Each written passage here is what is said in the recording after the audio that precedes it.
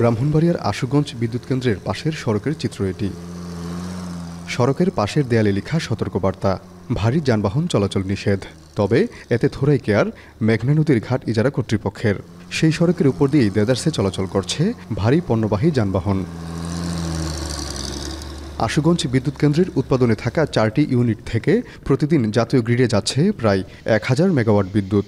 দেশের অন্যতম বৃহৎ এ বিদ্যুৎ কেন্দ্রের পাশে মেঘনা নদীর ঘাট ইজারা নিয়ে সম্প্রতি নির্মাণ করা হয়েছে, যেটি ফলে ভারী পণ্যবাহী যানবাহন চলাচলের কারণে কুলিং পাইপ ফেটে বিদ্যুৎ কেন্দ্রের 2টি ইউনিটের উৎপাদন বন্ধের শঙ্কা দেখা দিয়েছে। যেটিটা যে ভিতরে নিয়ে গেছে নদীর মাঝ বরাবর, ওখানে পানি প্রবাহ বাধা পাবে, বাধা পেয়ে ওখানে পলি জমবে একসময় আমাদের ইউনিট পানি পাবে না, পানি না পেলে পরে 4টা ইউনিট বন্ধ হয়ে যাবে। ওই রাস্তার উপর দিয়ে যদি ভারী যানবাহন যায়, ওই কুলিং লাইনটা ভেঙে যাবে, ভেঙে গেলে পরে বিদ্যুৎ কেন্দ্র বন্ধ হয়ে যাবে। 2024-25 অর্থ বছরের জন্য আশুগঞ্জ নৌবন্দরের 2টি ঘাট ইজারা নেন আশুগঞ্জ উপজেলা বিএনপির সভাপতি শাহজাহান সিরাজ। সম্প্রতি বিদ্যুৎ কেন্দ্র সংলগ্ন ঘাটে পণ্য ওঠানামার জন্য নদীর অংশ ভরাট করে নির্মাণ করেন, যেটি ইজারাদারের দাবি বিদ্যুৎ কেন্দ্রের পাশের ঘাটটি ধানের স্থায়ী মোকাম ছিল। অভিযোগ করেন দীর্ঘদিন ধরে সড়কটি দখল করে রেখেছিল বিদ্যুৎ কেন্দ্র কর্তৃপক্ষ।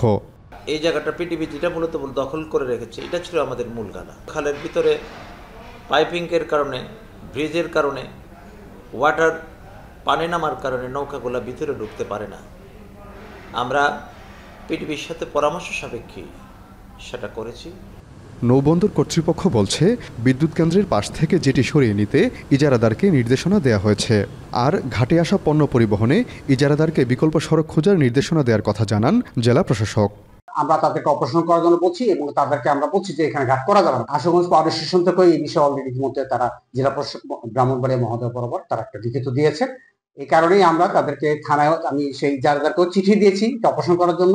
দুই দিকে দেখতে হবে, কিন্তু তারপরেও এটা যেহেতু একটা ভাইটাল ইস্যু, আমি 3 পকেট ডেকেছিলাম। আমি অল্টারনেটিভ রাস্তা খোঁজা হচ্ছে, একটা কমিটি গঠন করে দিয়েছি, ইউনো এবং বিআরডব্লিউটি এবং ওই যিনি ইজারা নিয়েছেন এবং তাপবিদ্যুৎ কেন্দ্র, তো তারা অল্টারনেটিভ দেখতেছে।